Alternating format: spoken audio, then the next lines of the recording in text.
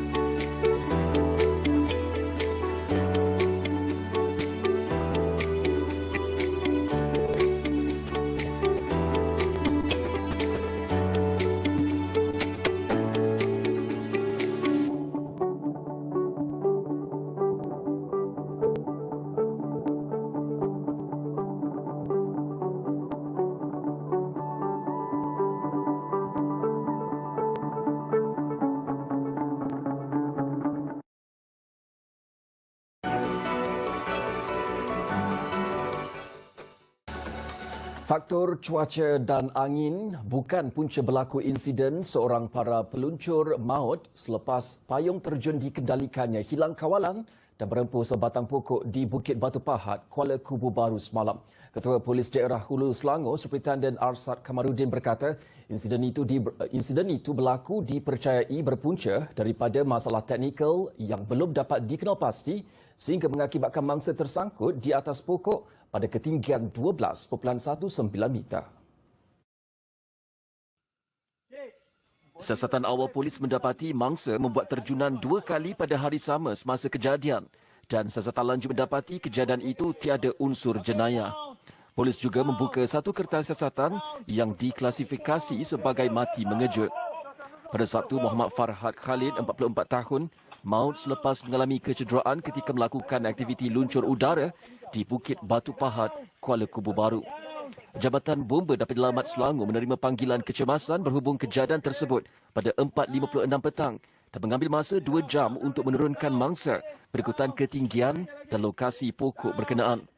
Beberapa orang asli yang berada di lokasi kejadian terlebih dahulu memanjat pokok berkenaan dan mengikat mangsa menggunakan tali payung terjun bagi mengelak lelaki itu terjatuh. Padahal dia disahkan meninggal dunia di tempat kejadian oleh pasukan perubatan. Seorang murid tahun 6 maut dipercayai terkena renjatan elektrik ketika panahan petir berlaku di Kampung Sungai Raya Luar di Gua Musang. Dalam kejadian jam 4.50 petang semalam, mangsa Nur Ashikin Kristina M. Nur Zawawi, 12 tahun, dipercayai sedang menggunakan telefon bimbit yang sedang dicas untuk berbual dengan rakannya. Ketua Polis Daerah Gua Musang, Superintendent Sik Chun Fu berkata, siasatan awam mendapati terdapat kesan lecur pada tangan kanan mangsa dan terbakar di bahagian tilam tempat tidurnya. Siasatan awam mendapati terdapat telefon bimbit dan pengecas berdekatan anaknya semasa kejadian.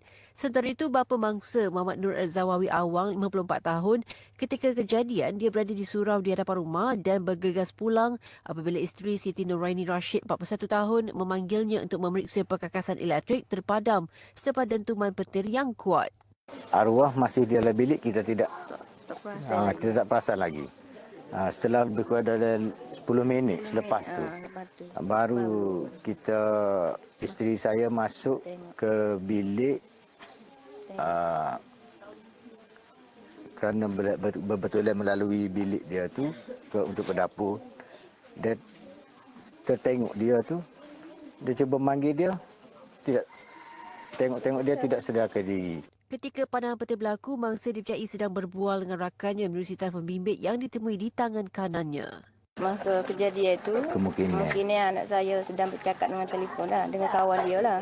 Lepas tu, tiba-tiba kawan dia kata senyap. Masa saya masuk tengok dia senyap tu, saya kejut-kejut je saya panggil dia tu, kawan di sebelah sana tu boleh dengar lah suara saya. Mayat mangsa dibawa ke Hospital Gua Musang jam 8 malam. Jenazah Nur Ashikin Kistina selamat dikebumikan di Tanah Perkuburan Islam Kuala Betis jam 11 pagi tadi. Pekerja ladang kelapa sawit ditemui mati dipercayai terkena panahan petir di ladang kelapa sawit Tersat, Hulu Terengganu semalam, Jumaat 24 Julai. Ketika kejadian, mangsa warga Indonesia dikenali sebagai Maniadi, 40 tahun, dipercayai sedang melakukan kerja mengait kelapa sawit di Kampung Dusun Ceting pada jam 2.30 petang.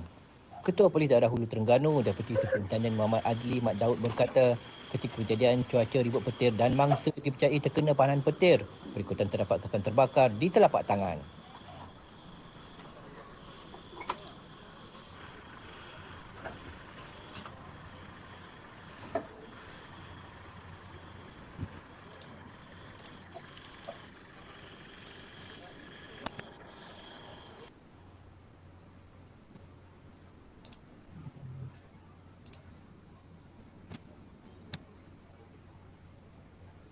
Baik.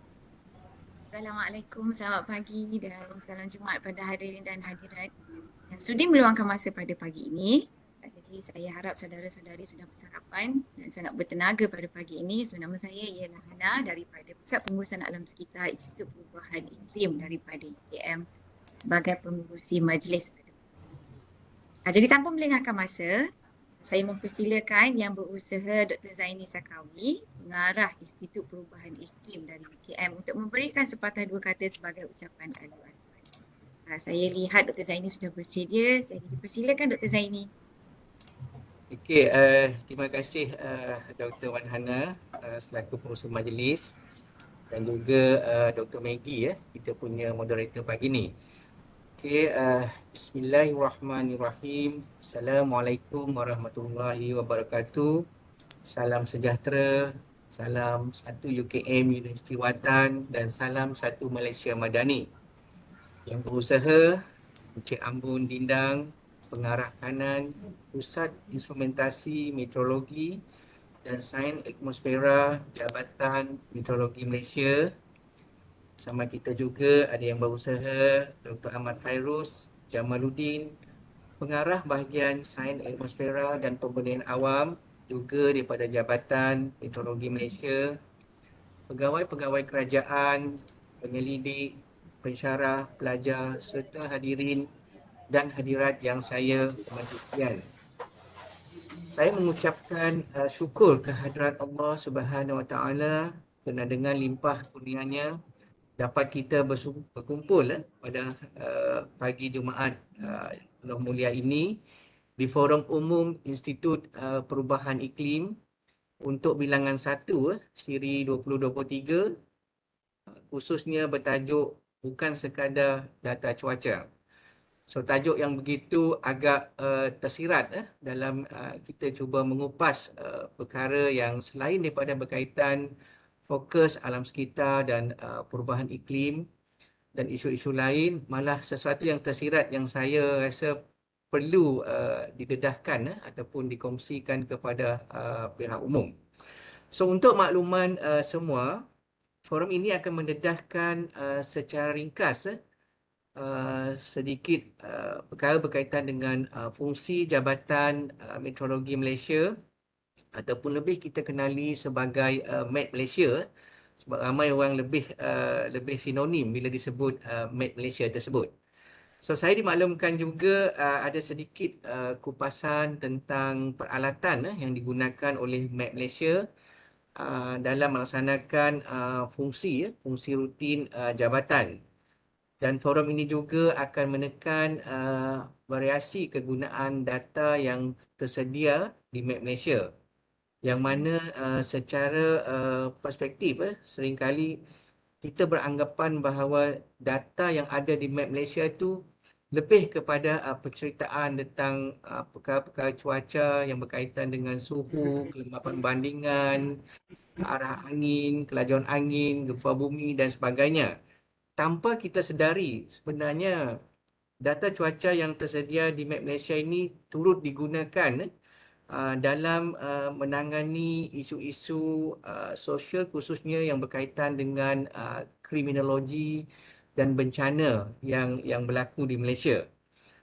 Hadirin yang saya hormati, perancangan forum ini sebenarnya terhasil daripada kunjungan hormat kami Pusat Pengurusan Alam Sekitar ataupun ringkasnya kita kenali sebagai EMC yang kita lakukan pada Januari yang lalu, kunjungan hormat ke Map Malaysia.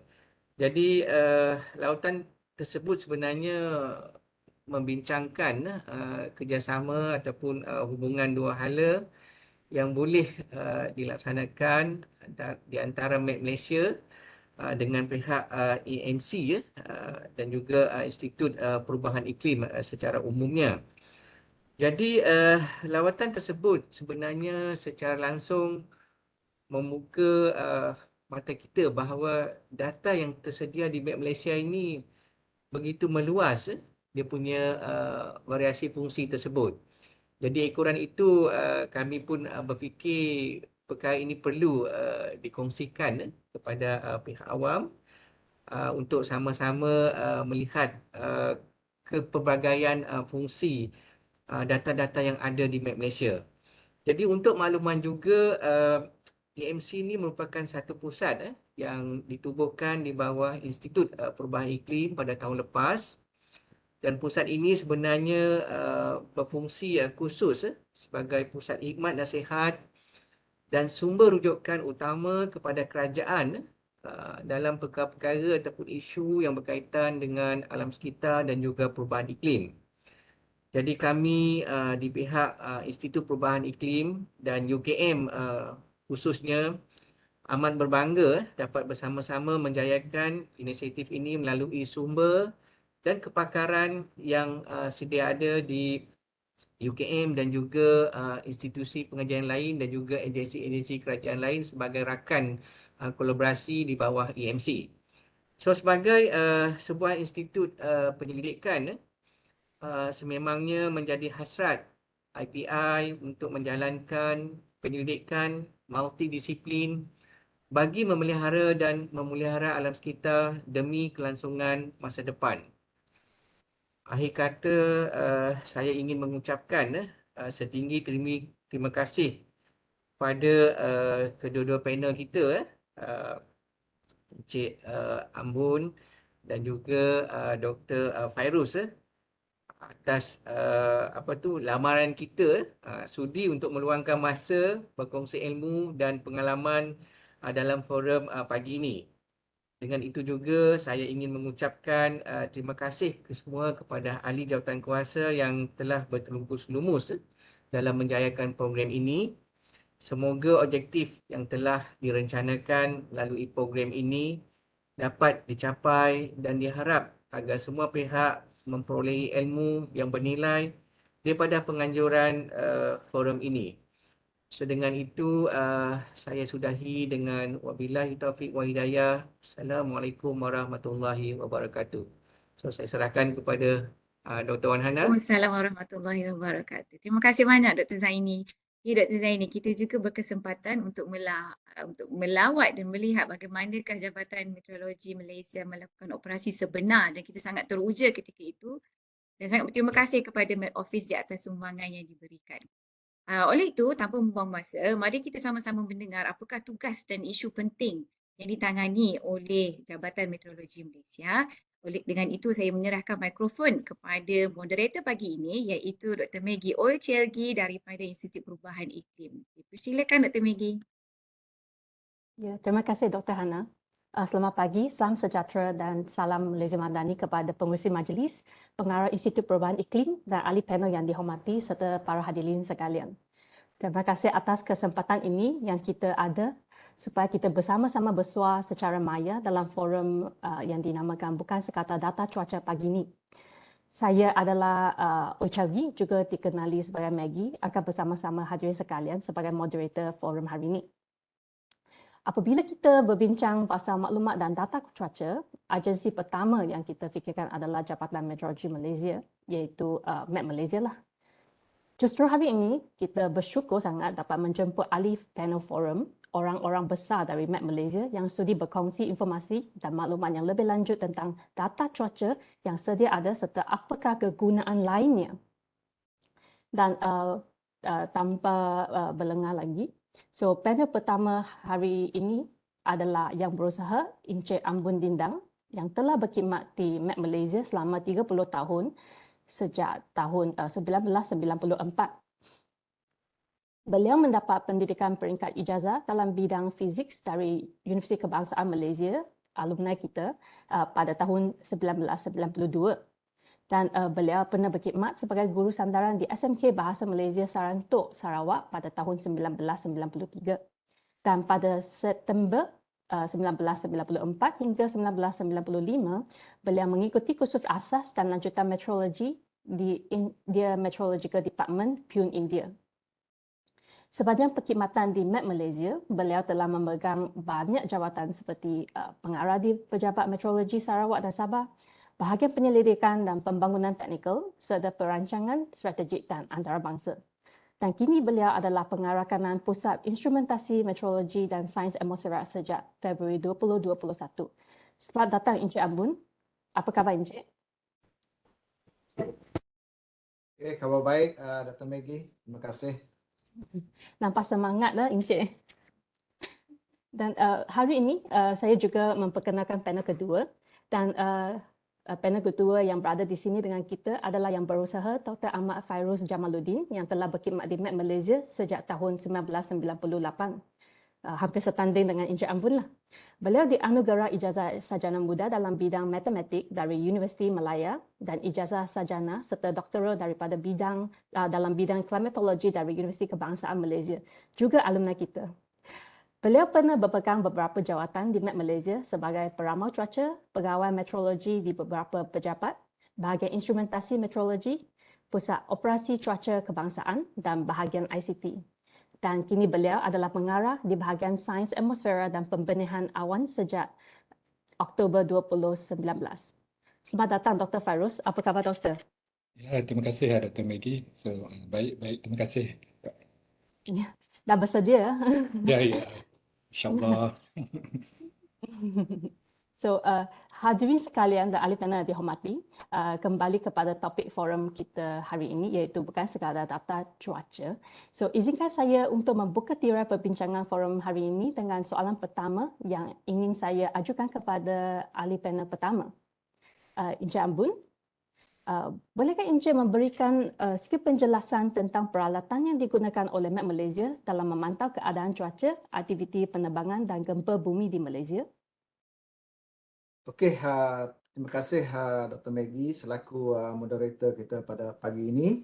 Dengar suara saya tak jelas? Jelas? Jelas. Okey. Pertama sekali saya ingin mengucapkan selamat pagi, salam perpaduan pada semua dan juga saya ucapkan selamat pagi kepada Dr. Zaini selaku pengarah Institut Perubahan Iklim UKM. Okay, dan saya terlebih dulu ingin mengucapkan terima kasihlah kepada pihak UKM, khasnya AMC dan IPI kerana menjemput saya dan rakan saya Dr. Ahmad Fairuz lah selaku panel dalam kita sama-sama mengupas tajuk ataupun pada pagi ini tema kita pada pagi ini itulah bukan sekadar data cuaca dan juga ditambah dengan tema kecil dia insurans dan jenayah kan. So jadi kita berdua cubalah kaitkan apakah yang kita buat selain daripada mencarap cuaca ini melibatkan dari segi data-data yang kita diperlukan untuk membantu dalam penyiasatan lah. Alright. Jadi untuk makluman semua, Jabatan Meteorologi Malaysia ni memang peranan utama kami ialah untuk membekalkan maklumat meteorologi, iklim dan juga geofizik. Itu memang peranan utama kami lah, 3 bidang itu iaitu meteorologi, iklim dan geofizik. Jadi untuk menjawab soalan Dr. Maggie tadi, mungkin saya akan gunakan slide lah supaya penonton ataupun pendengar sana lebih jelas apa yang saya maksudkan dengan alat-alat yang kita ada untuk kita menjalankan operasi kita bagi membekalkan maklumat 3 bidang inilah, meteorologi, iklim dan juga geofizik. So izinkan saya untuk sharekan slide pada pagi ini. Ya, dipersilakan. Boleh nampak slide saya? Nampak. Jelas. Jelas. Ya. Jelas, Jelas. Right? Ya. Okey. Okey, jadi ini nama saya. Jabatan Meteorologi Malaysia. Kami ada di bawah Kementerian dalam Sumber Asli Alam Sekitar dan Perubahan Iklim lah. Alright, jadi seperti yang saya maklumkan tadi, fungsi utama Jabatan Meteorologi Malaysia ataupun MET Malaysia adalah 5 inilah. Pertama adalah berkenaan dengan ramalan dan amaran cuaca. Kedua adalah cuaca penerbangan ataupun aviation meteorology.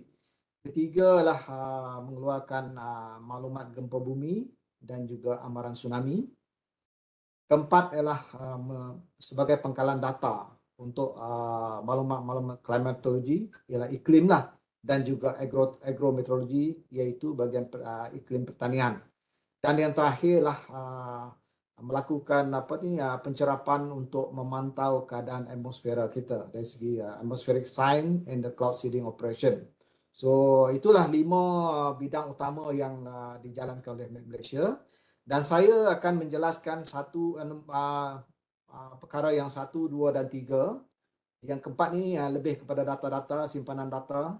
Yang kelima nanti di bawah Dr. Ahmad Fairuz akan cuba lebih kupas perkara yang kelima dengan lebih lanjut. Okey, jadi yang pertama ialah berkenaan dengan meramal dan juga memantau dan juga meramalkan cuaca ni. Kita harus mempunyai 3 komponen utama inilah. Yang pertama ialah data collection and weather monitoring, analysis and decision, dan juga yang terakhir lah dissemination lah. Iaitu pertama ialah kita mesti ada data. Jadi sesuatu itu mesti perlukan data. Jadi science need data. So data ini ialah kita pelbagai alat yang kita gunakan untuk mencerap data lah. Seperti kita ada surface observation, kita ada upper air observation station, dan juga untuk remote sensing punya ataupun penderian jauh, pencerapan kita menggunakan weather radar, dan juga kita ada menerima satellite image daripada station ground receiving station kita yang ada di Ibu Pejabat. Dan samping itu juga kita juga menerima data-data daripada agensi-agensi luar lah dalam membantu kita membuat pemantauan dan peramalan. Dan decision dan analisis ni kita menggunakan banyak carta dan juga numerical weather prediction model lah. Ini lebih kepada untuk meramal. Semua model-model ni lebih kepada model cuaca dan untuk meramalkan cuaca, dan juga model laut, marine model untuk meramalkan keadaan di laut. Dan pelbagai medium lah untuk kita buat penyebaran kita. Termasuk TV, kita ada apps, kita ada WhatsApp, kita ada mass media lah. Right? Inilah kaedah-kaedah penyebaran yang kita ada. So untuk data ni, kita di seluruh Malaysia ni kita ada 43 main meteorological station, iaitu station yang ada kaki tangan lah, itu namakan main. Dan juga kita ada 203 automatic weather station. Ini ialah satu station pencerap cuaca di setempat yang tidak ada staff lah. Kita letakkan alat dan alat itu akan menghantar secara automatik kepada Ibu Pejabat. Kita ada 8 upper air station. Ini untuk melihat profile atmosfera di atas sana. So ini menggunakan balloon. So kalau melihat balloon ini, kita ada letakkan sensor dan ikatkan sensor, dan kita lepaskan balloon ini 2 kali satu hari, dan balloon ini akan menghantar profile atmosfera dari segi kelembapan, angin, arah dan laju angin, dan juga suhu di ketinggian hinggalah kepada 40,000 kaki ke atas. Okay. So kita ada juga satellite ground station 3, yang kita boleh mencerap data daripada satellite Jepun, Korea dan juga China. Dan juga kita ada radar 15 station reader di seluruh Malaysia, dan di hujung tahun ini nanti kan kita dalam mungkin menjadi 19 keseluruhan lah, kerana kita sedang dalam proses untuk membina beberapa dan hampir siap. Dan kita ada juga WSDS, ini adalah wind shear detection system ni. Kalau kamu nampak di lapangan terbang ada satu yang bulat macam ni dekat tepi lapangan tu terbang tu, itulah wind shear detection system kita. Kita ada 6 di lapangan terbang di seluruh Malaysia. So untuk tadi ialah data-data yang kita cerap, dan ini ialah more kepada numerical weather prediction model kita, dan kita juga mempunyai model-model cuaca sendiri yang kita kita operasikan setiap hari dan menghasilkan berbagai-bagai produk inilah untuk kita membantu dalam membuat peramalan cuaca dan pemantauan cuaca. Okay. So ini ialah contoh-contoh dia. Okay. Okey, untuk yang stations tadi, kita ada 43 main meteorological station dan 200 ni automatic weather station. Inilah bentuk-bentuk yang kita terima. So kita ada hujan, okay, hourly. Ini hourly. Setiap hari, setiap jam kita akan terima data hujan, kita akan terima data kelembapan, okay, humidity, okay. Kita ada juga data temperature. So ini yang dicerap di stesen, tetapi yang pegawai, yang ibu pejabat dan pejabat-pejabat lain ni boleh melihat data ni secara real time. Okay. Dan inilah upper air station, kita ada 8, 4 di Semenanjung Malaysia, 4 di Sabah dan Sarawak, iaitu di Kota Baru, Kuantan, Bayan Lepas, KLIA, ada 4, di Kuching, Bintulu, kita ada Kota Kinabalu dan Tawau. Jadi balon ini akan dilepaskan 2 kali sehari, pada jam 8 pagi dan jam 8 malam. So di seluruh dunia. Ini ialah kita namakan apa yang observation ni dia standard hours. Kalau di Malaysia ialah 00 UTC pukul 8 pagi. So mungkin di Jepun mungkin dalam pukul 10 pagi. So dibayangkan balon ini akan dinaikkan ke atmosfera dengan masa yang serentak seluruh dunia. So data-data ini ialah akan kita kongsikan untuk membuat sebagai initial value bagi ramalan kita lah. Dan juga kita akan gunakan untuk melihat dari segi stability index ataupun the atmosphere. So data-data stability ini akan dikeluarkan oleh station yang melepaskan ini. Data-data ini juga sebagai kita input untuk numerical prediction model kita. Okay. So untuk remote sensing ataupun pendirian jarak jauh, kita gunakan radar. So ini adalah KP composite. Kita boleh tengok seluruh gabungan gambar radar ini, ataupun kita boleh tengok individu. Ini non-composite, ini individu. Sebagai contoh, inilah gambar radar di Kuantan. So inilah seluruh Malaysia. So apa yang boleh diberikan gambar radar inilah taburan dan intensiti hujan di sini. So di sini kita boleh animasikan, dan inilah real time. Ini amat penting untuk kita memantau keadaan cuaca. Dan juga kalau lebih rangkuman yang lebih luas, kita juga ada satelit. Satelit ini memberikan image satelit setiap 10 minit. Dan bermacam-macam bentuk image, sama ada infrared hinggalah kepada AMS, dan juga kita ada rainfall rate. Dan macam-macam lagi. Inilah bentuk-bentuk data daripada satelit yang kita boleh terima. So ini amat perlu untuk kita melihat dari segi apakah perkembangan cuaca di luar sana. So inilah dari segi wind shear detection system tadi, sebagai contoh di Bayan Lepas, ini di Kota Kinabalu. Kebetulan pada saya ambil gambar ni tak ada apa-apa, cuma awan yang agak jauh lah. So ini penting untuk dari segi penerbangan lah nanti.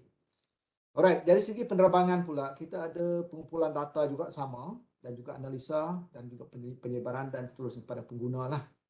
Kita ada Doppler radar, kita ada AWOS, automatic weather system, kita ada wind and runway visual range, kita ada automatic weather station, AWS, dan macam-macam lagi. Dan ini cara-cara kita membuat analisa dan memproses dan seterusnya pada penyebaran. Kita terutamanya kita guna aviation briefing terminal untuk operasi penerbangan, melihat apakah maklumat yang mereka perlukan. Okay. Sebagai contoh, kalau anda yang biasa pergi ke lapangan terbang ni, di hujung lapangan terbang dan di tepi ini kita nampak tiang-tiang yang berwarna merah dan putih ni. Inilah kepunyaan Jabatan Meteorologi Malaysia.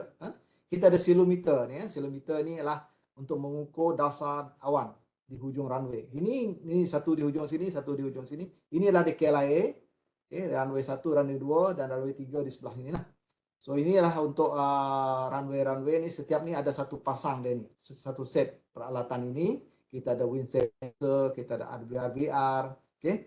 Kita ada temperature sensor, pressure sensor. Ini penting untuk operasi penerbangan. Okay? So setiap runway ni kita ada. Okay? Ini runway 3 yang baru.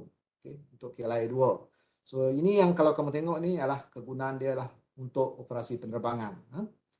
Okay, mungkin saya kena skip laju sebab nanti mungkin tak cukup masa. Inilah untuk terminal Doppler radar. Juga kita ada di KLIA Bukit Tampoi. So ini juga memberikan kita dari segi wind shear yang ada apabila suatu pesawat itu nak lepas ataupun nak mendarat di setiap lapangan terbang. So ini mungkin ini memang perlu untuk pendaratan dan pelepasan kapal terbang lah. So inilah wind shear detection system di Kota Kinabalu dan juga di Miri. So Kota Kinabalu saya ambil ini pada 1 Februari, agak lebat juga keadaan hujan di bahagian selatan runway ini. Okay. Alright, ini kita juga ada satu lagi dinamakan LDAS, Lightning Detection Monitoring and Alert System, yang kita pasang di kebanyakan lapangan terbang di seluruh Malaysia. Yang lapangan terbang antarabangsa seperti di Kota Kinabalu, Kuching, Senai, Kelai, Bayan Lepas dan Langkawi, kita juga letakkan tambahkan dengan EFM lah, iaitu Electrical Field Mill, untuk dia boleh menganalisa strike information. Sebagai contoh, saya tunjukkan di sini dia keluar strike information, apakah dia punya center dan dia punya kekuatan, apa jenis strike dia. Ini untuk case ini adalah cloud to ground strike lah. So ini dia punya location. Okay. So inilah information yang boleh diberikan oleh LDAS ini. Okay. Okay, kita pergi pula kepada tsunami. So tsunami ini ialah sistem amaran awal tsunami nasional ni kita sudah tubuhkan sejak 2005 selepas daripada tsunami di Aceh pada 2004, dan ini tujuan dia untuk mengeluarkan amaran awal yang efektif dan cepatlah kepada orang awam sekiranya berlaku tsunami. So alat untuk tsunami juga sistem pemantauan dia lebih kurang sama. Kita ada data, kita ada proses dan kita keluarkan output.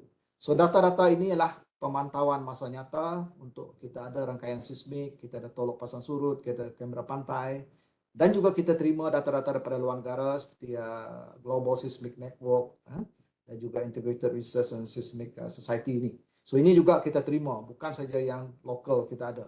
Dan perisian-perisian ini juga kita perlu untuk menentukan lokasi, memberikan kekuatan, berapakah kekuatan gempa tersebut, apakah lead long dia, apa kedalaman dia.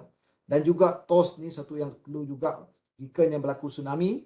So kita akan gunakan TOS ini untuk menentukan time of arrival, bila dia sampai daripada titik gempa itu ke pantai kita dan berapa ketinggian ombak.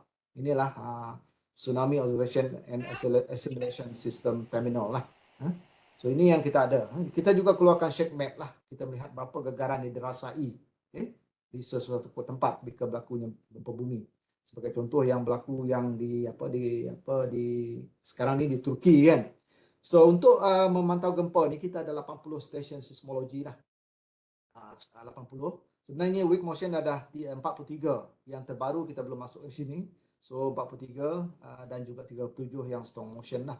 So weak motion ni more kepada mengukur halaju, manakala untuk yang strong motion ni lebih kepada mengukur pecutan lah pada permukaan tanah tu. Okay. So kita ada rangkaian di seluruh Malaysia di mana kita letakkan. Terutama di Sabah ni paling banyak lah.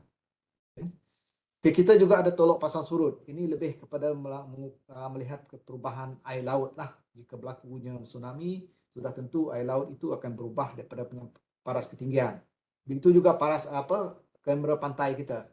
Bila berlakunya tsunami, kalau yang negative wave tu dia akan surut dengan lebih jauh terlebih dulu sebelum yang ombak yang tsunami itu datang. Sebab itu kamera pantai juga penting untuk kita melihat ada tak tsunami akan datang, right?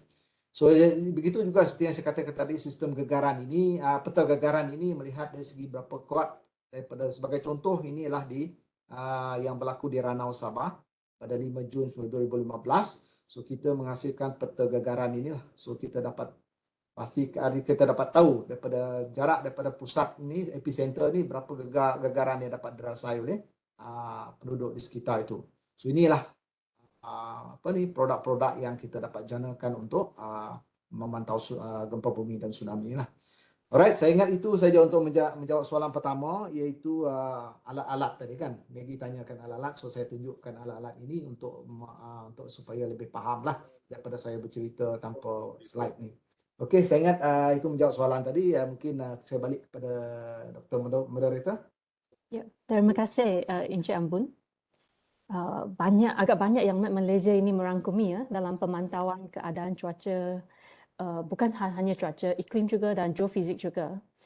Dan dia ni juga termasuk keadaan permukaan, laut serta udara di seluruh negara. Dan Met Malaysia juga tidak berhenti dekat sana lah. Ada usaha untuk mempertingkatkan lagi perkhidmatan yang sedia ada ini.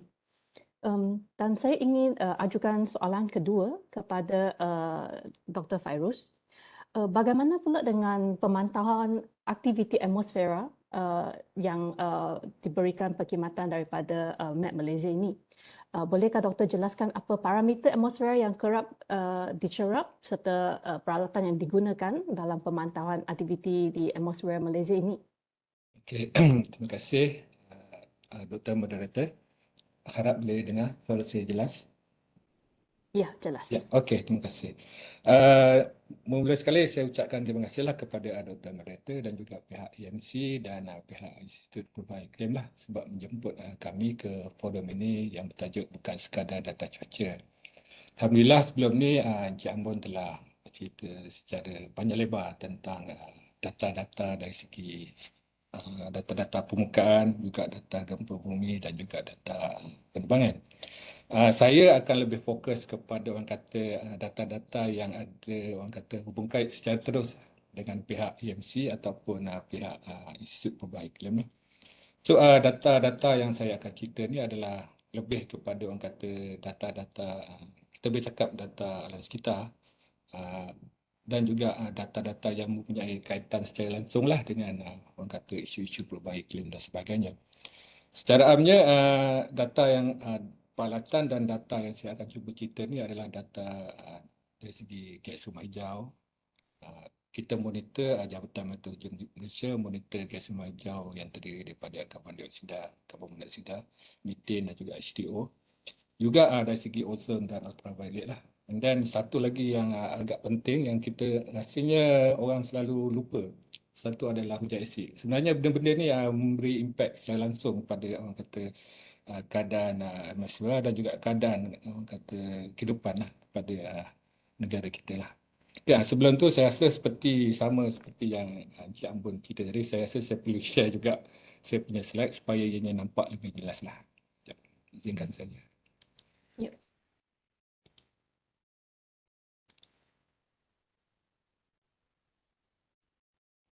Okey.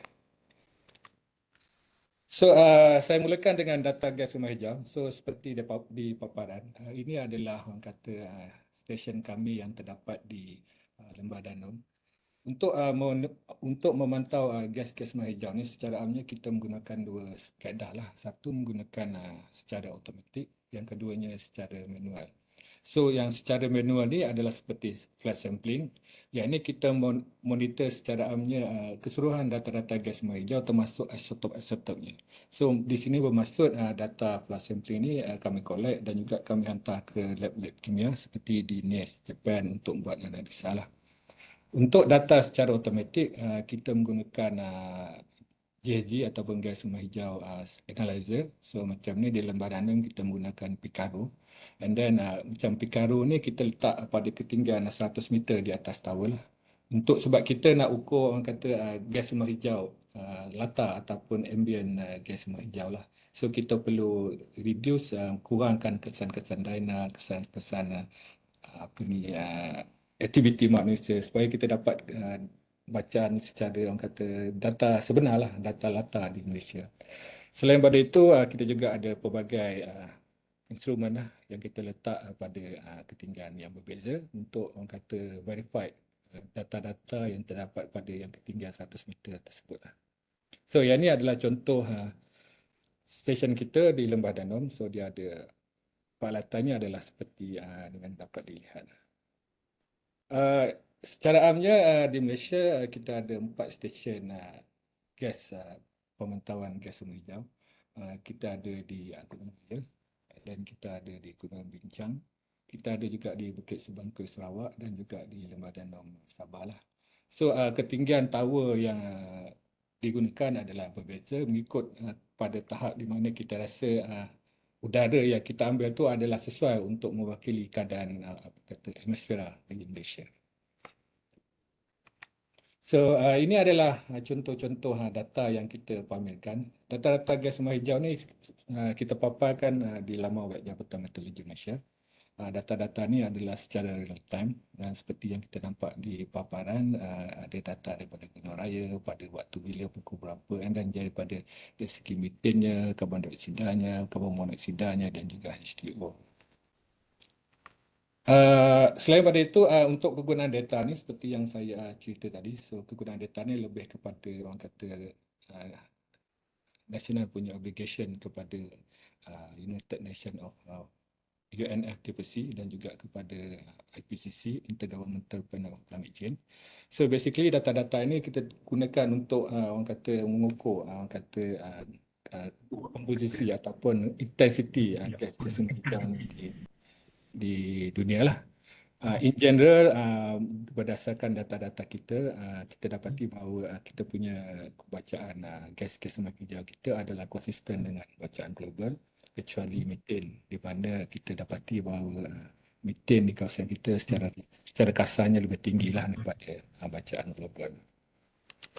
So yang ni juga dari segi orang kata untuk menentukan sama ada metan atau gas rumah hijau tu adalah daripada sama ada ianya daripada faktor natural ataupun anthropogenic. So kita juga ada buat orang kata analisa lah seperti yang dilampirkan. Kita menggunakan Lautan Pasifik Barat sebagai orang kata control eksperimen dan kita compare data kita dengan data di Lautan Pasifik Barat. So basically apa yang kita dapati bahawa secara amnya terdapat untuk peningkatan lah dari segi anthropogenic methane punya kepekatan dan juga basically dari segi karbon kita juga dapati terdapat peningkatan anthropogenic karbon. So yang ini mungkin due to combustion punya proses. So yang seterusnya dari segi kekuatan ozon dan ultraviolet. So ini basically antara instrumen yang agak mahal sebenarnya yang ada di Jabatan Meteorologi Malaysia. Kita ada untuk ozon, kita ada lebih kurang 6 stesen. So peralatan yang kita gunakan adalah Blue World Spectrophotometer. So basically di sini ozon adalah diukur pada kombinasi jarak gelombang pada 306.3, 310.1 dan seterusnya nanometer. Manakala bagi UV secara amnya kita mengukur ultraviolet A dan juga ultraviolet B pada jarak gelombang 286.5 nanometer dan 330 nanometer. Data-data ni sebenarnya penting untuk especially untuk monitor selain pada monitor keadaan atmosfer, ini agak penting untuk orang kata monitor keadaan faktor-faktor kesihatan yang mungkin mempengaruhi kesihatan rakyat kita lah. So yang ni contoh adalah paparan yang kita dapat untuk ultraviolet. So kita ada 6 stesen seperti di paparan. Data ni kita paparkan secara real time every hour. So untuk data-data ultraviolet ni kita dah kategorikan kepada low, kepada sederhana, tinggi, very high dan juga keadaan ekstrim. Macam kita nampak di paparan yang hitam gelap ni is data yang dicerap oleh pencerapan. Yang hitam light ni, yang belakang ni, ini adalah keadaan bila tiada awan di kawasan tersebut lah. So maksudnya yang ini memang direct punya radiation effect lah. So in general di Malaysia secara amnya sekiranya tiada awan, so kita basically akan terdedah kepada orang kata risiko risiko kanser kulit, risiko radang kulit dan sebagainya disebabkan oleh kita punya pancaran ultraviolet, UAV dan UVB. Kebiasaannya dah di antara pukul 12 hingga pukul 2 petang lah. So that's orang kata sekiranya kita terdedah secara lama, so risiko untuk jenis-jenis penyakit tersebut adalah tinggi. So bagi kepekatan ozon ataupun ultraviolet pula, so kita juga ada beberapa buat analisa. Secara amnya kita dapati bahawa pada Februari hingga April, so secara amnya kita punya stratospheric ozon tu secara amnya dia increase. And then stratospheric ozon tu decrease. So ini bermaksud bahawa ozon di stratosfer tu berkurang ataupun decrease. So yang ini akan menyebabkan lebih pelepasan ultraviolet A dan juga ultraviolet B. So in general February and April, so kita akan secara amnya negara menghadapi yang kata sedikit peningkatan risiko dari segi apa ni penyakit kulit, dan juga dari segi ozon ni bila dia banyak di troposferik ataupun di surface permukaan, so ianya akan meningkatkan risiko masalah pernafasan. So itu antara contoh-contoh data yang ada yang saya kita gunakan untuk orang kata memberi manfaat kepada kita punya rakyat lah, kepada umum lah. Okey, seterusnya dari segi hujan asid, kita ada dua instrumen yang biasanya kita gunakan, iaitu acid precipitation sampler. Alat ni secara automatik bila dia hujan, so yang penutup ni dia akan bergerak kepada bucket yang sebelahnya. So hujan dikumpul, dan bila dia tak hujan, so dia akan tutup balik lah. So this acid precipitation sampler.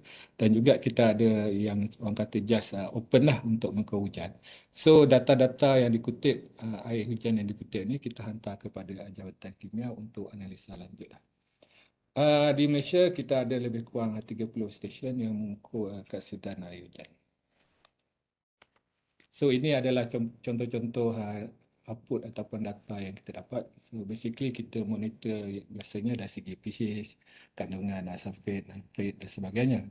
In general kita dapati di kawasan bandar, in general kita punya keaksidan ataupun hujan asid itu bertambah baiklah. Ini mungkin disebabkan oleh banyak faktor seperti kita punya pengawalan yang dilakukan oleh kerajaan, mungkin dari segi pengenalan Euro 5 berbanding Euro 4 untuk petroleum dan juga untuk perindustrian. So in general pH kita di kawasan bandar dia semakin baik. Walau bagaimanapun di luar bandar mungkin terdapatnya lebih pada aktiviti perindustrian, kita dapati bahawa pH ataupun kandungan hujan asid kita tu semakin meningkat lah. So ini adalah contoh elemen ejen pencemar hujan yang kita monitor. Kita ada banyak elemen yang kita monitor. So, secara amnya di kawasan bandar terdapat orang kata peningkatan ataupun hujan kita dipengaruhi oleh banyak dipengaruhi oleh elemen nitrat dan sulfat lah, berbanding dengan kawasan-kawasan lain.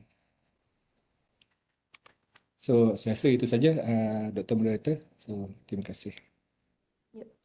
Terima kasih banyak Dr. Fairuz. Dengan banyak laporan yang diberikan dan disediakan oleh pihak Met Malaysia, bagaimana macam general public, orang awam boleh dapatkan laporan-laporan sebegini ya, Doktor? Okey. Secara amnya data-data kita sebenarnya kita papar di laman web lah untuk orang kata untuk mendapatkan maklumat secara cepat lah. So data-data tu semua ada di laman web kita, dan kita dah paparkan sekurang-kurangnya data tu adalah untuk sejam. Every hour dia akan update. Dan dengan banyak peralatan yang diuruskan itu, ada juga yang tanya dalam chat, macam berapa ramai kaki tangan Met Malaysia yang ditugaskan untuk setiap stesen ataupun setiap kaedah yang digunakan ini? Adakah banyak ke? Sebab saya nampak banyak betul peralatan yang diuruskan ni. Jawapan soalan ke saya ke, Dr. Moderator? Dr. Maggie ya. Mana-mana Encik Ambun dan Dr. Fairuz? Saya ingat soalan itu untuk saya sebab saya dah beritahu tadi selepas pembentangan Pusat Operasi Cuaca Nasional kan. Mungkin itu yang ditanya lah. So untuk Pusat Operasi Cuaca Nasional kita operasi 24 jam. Kita menggunakan shift, setiap shift tu 12 jam. 8 pagi, 8 malam. Dan 8 malam, 8 pagi berikutnya. So setiap shift tu lebih kurang 10 orang ditugaskan untuk bertugas di Pusat Operasi Cuaca dan Geofizik Nasional itu. Karena pusat itu bukan saja memantau gempa bumi.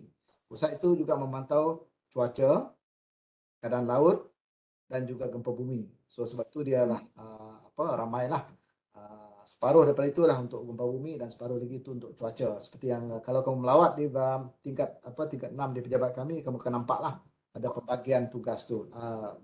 Malah dia punya terminal pun dah berasingan. tetapi satu pusat yang sama lah. Okey. Dalam 10 orang lah dalam satu shift tu. Ya. Terima kasih Encik Ambon atas penerangan. So, dengan begitu banyak data yang dicerapkan dan dianalisis ini, seterusnya saya ingin kaitkan dengan keadaan bencana alam yang melanda negara kami lah. Macam sama ada kita boleh menanganinya atau mengurangkan kerosakan serta kerugian akibatnya. Walaupun negara kita berada di luar lingkaran api Pasifik, namun juga ada negeri-negeri macam di pantai barat Semenanjung serta Sabah yang merasa gegaran bila berlaku gempa bumi, let's say di Sumatera, Indonesia. Macam Sabah pula pada tahun 2015 terdapat gempa bumi lah yang berlaku yang mencapai tahap 6 skala Richter. So yang itu sangat tinggi tu.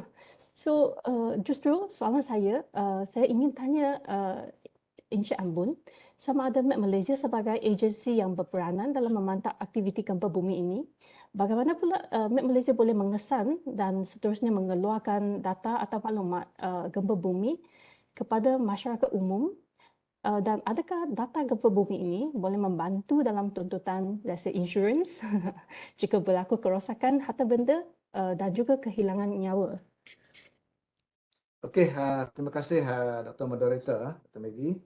Okey, dan untuk menjawab soalan tersebut, saya tidak menggunakan slide sebab ini lebih kepada penjelasan, dan apa yang saya dah jawab dalam pengenalan tadi ada juga menunjukkan peralatan yang kami gunakan untuk mengesan gempa bumi dan juga memantau tsunami. Okey, untuk yang soalan ini ialah Met Malaysia, kami mempunyai apa yang kami sebut adalah Pusat Operasi Cuaca dan Gempa Bumi Nasional, POCGN. Okey, pusat ini beroperasi 24 jam kerana bencana ni ada cuaca ataupun gempa bumi ni memang berlaku 24 jam kan. Jadi kita kena beroperasi 24 jam lah. Tidak ada cuti. Malah yang bila kita tengah tidur pun pegawai-pegawai kami tengah bertugas tu di sana. So di tingkat 6 ibu pejabat kami di Petaling Jaya. Okey, pegawai ini lebih kurang 10 orang setiap shift. So diorang ada 2 shift lah. Shift shift siang pukul 8 pagi hingga pukul 8 malam, dan diganti dengan shift malam pukul 8 malam hingga pukul 8 pagi. So mereka ni akan memantau lah untuk kes gempa bumi ni, mereka akan memantau dari segi data-data seismik. Okay. So seperti yang saya tunjukkan tadi, kita ada 80 stesen seismik di seluruh Malaysia, dan juga kita menerima data-data seismik daripada luar negara. Karena data-data seismik ini adalah penting untuk menentukan kejadian gempa bumi. Seperti yang kita tahu baru-baru ini pada Isnin lepas kan, satu kejadian gempa bumi yang agak kuat berlaku di Turki, di mana dengan 7.8 Richter scale itu telah mengorbankan banyak nyawa. Dan juga kita perhatikan gempa susulan itu. Jadi untuk kes-kes yang macam ni yang kita pantau ialah dari segi magnitude lah dan juga lokasi. Kerana bila berlaku gempa ni yang penting ialah berapa kekuatan dia. Kerana itu boleh menggambarkan kerosakan yang berlaku. Dan juga kita akan memantau dari segi gempa susulan. Yang tu kita namakan aftershock lah. Selepas satu gempa yang besar, gempa susulan akan berlaku. Kerana seperti yang berlaku di Turki itu, gempa susulan juga agak besar. Itu 7.5 Richter scale. Selepas gempa utama 7.8. So kalau benda-benda macam ni, dia kerosakan dia akan lebih bertambah banyak lah. Sebab gempa pertama tadi sudah merosakkan separuh daripada bangunan, infrastruktur kita. Dan gempa kedua tu akan memusnahkan segala yang sudah rosak tadi. Sebab itu kalau kita tengok di Turki itu memang dua gempa yang besar itu telah menyebabkan kerosakan yang banyak lah. Dari segi infrastruktur, bangunan. Dan juga kalau tak silap saya pagi ini tadi, dari segi laporan kehilangan nyawa lebih kurang dalam 17,000 kalau tak silap saya yang berlaku di Turki. So itu satu contoh. Okey, jadi data-data ini yang dikesan oleh jabatan kami ini melalui Pusat Cuaca dan Operasi Cuaca dan Gempa Bumi ini akan dipantau oleh pegawai. Mereka akan menganalisa. Bila berlakunya gempa bumi bukan saja di Malaysia, di luar Malaysia pun sistem sini boleh mengenal pasti. So jadi pegawai-pegawai ini akan menganalisa data-data yang ada yang mereka terima tu untuk mereka memberikan dari segi apakah kekuatan gempa tersebut. Apakah dia punya epicenter atau dinamakan pusat gempa itu di mana? Itu dari segi lokasi dia. Itu maklumat dia lah berapa kedalaman gempa itu daripada permukaan bumi. Kalau di dalam laut, di dasar laut tu ke bawah lagi berapa kedalaman dia. So sistem-sistem kami ini boleh mengesan maklumat-maklumat tersebut, boleh memberikan maklumat-maklumat tersebut. Jadi maklumat-maklumat ini perlu kami keluarkan kepada orang ramai dalam tempoh dan lebih daripada 8 minit lah. Itu daripada KPI jabatan. So maklumat-maklumat ini kena keluar, disebarkan dalam tempoh kurang daripada 8 minit. Jadi untuk menjawab soalan tadi, iaitu sama ada dari segi tuntutan insurans semua tu kan. Jadi biasanya kalau premises ataupun yang sudah ada dilindungi oleh insurans dari segi bencana, saya ingat tidak ada masalah sebab data-data kami ini hanya untuk membuktikan berlakunya gempa. Itu saja. Yang selainnya itu di antara pengurusan rumah bangunan dan juga dengan syarikat insurans lah. So apa yang perlu untuk kami keluarkan dalam kes-kes ini ialah maklumat gempa itu. Kerana itu perlu dimasukkan dalam setiap tuntutan ke, setiap laporan ke, dia mesti menyimpan maklumat-maklumat gempa tersebut lah sebagai menyokong dari segi dia punya tuntutan itu. Tetapi itulah mungkin di pihak yang lain lah. Pihak kami hanya membekalkan data. Dan juga untuk makluman, gempa ni memang sampai sekarang pun tidak ada teknologi lagi yang boleh meramalkan gempa ni. Kerana gempa ini adalah suatu accumulation dia punya energi di antara plat-plat bumi ini, ada plat-plat bumi ini yang bergeser antara satu sama lain. Dan bila sampai tahap kuasa dia begitu kuat, dia akan melepaskan kuasa itu dan berlakulah gempa bumi. So ini sampai sekarang ini belum ada lagi teknologi yang boleh meramalkan bila berlakunya gempa. Sebab itu gempa ni suatu-satu yang masih lagi tidak ada teknologi lagi untuk meramal. Tetapi tsunami, kita boleh meramalkan tsunami ada ataupun tidak setelah berlakunya gempa bumi. Yang pertama adalah gempa bumi itu mesti berlaku di dasar laut lah untuk dia menghasilkan tsunami. Sebagai contoh yang di Aceh pada 2004 kan. Dia berlaku di dasar laut dan berlakulah perubahan permukaan dasar laut itu dan maka berlakulah penjanaan ombak tsunami. Dan hinggalah keseluruhan lautan Hindi sampai kepada Afrika Timur pun terkesan. Dan juga India dan Sri Lanka, Maldives dan termasuk Malaysia. Jadi inilah kita katakan tsunami ini dia lebih boleh diramalkan berbanding dengan gempa kerana kita sudah ada maklumat daripada kejadian-kejadian gempa yang sebelum ini seperti di Aceh, di Indonesia, yang di Palau tu tak ingat saya satu lagi, dia menghasilkan tsunami. So dia dah mengikut maklumat-maklumat ni kita boleh ramal lah. Sebab itu alat-alat yang kita gunakan tadi juga membantu kita untuk mengesan kehadiran tsunami tadi. Selain daripada aplikasi torch yang kita ada untuk kita melihat dari segi apakah tsunami itu akan sampai, bila dan berapa ketinggian dia. Okey, saya itu saja jawapan saya berkenaan dengan tuntutan insurans dan juga ada berkaitan dengan gempa ini. Okey, balik kepada moderator. Ya, terima kasih Encik. Saya ingin mengikut kepada apa yang Encik Ambun telah terangkan tadi. Mungkin lebih berkaitan dengan orang awam juga. Sebab seringkali kita dikabarkan macam laporan-laporan tentang keadaan cuaca yang dimaklumkan oleh juruterbang sebelum mendarat ataupun sebelum mendarat ataupun selepas take off. So kadang-kala keadaan cuaca itu dia boleh menyebabkan flight delay. Dan untuk keadaan ini, bolehkah Encik menjelaskan peranan Met Malaysia untuk memastikan operasi penerbangan itu adalah selamat?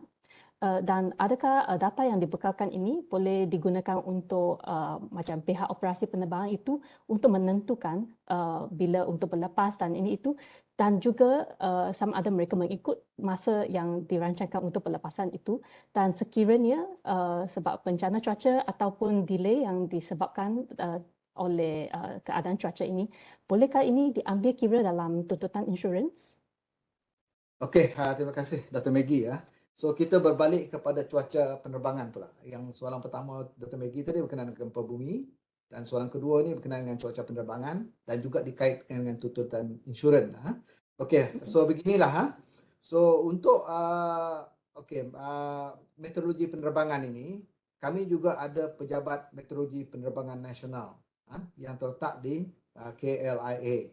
So pejabat ini akan membekalkan semua maklumat-maklumat penerbangan kepada semua operator penerbangan lah.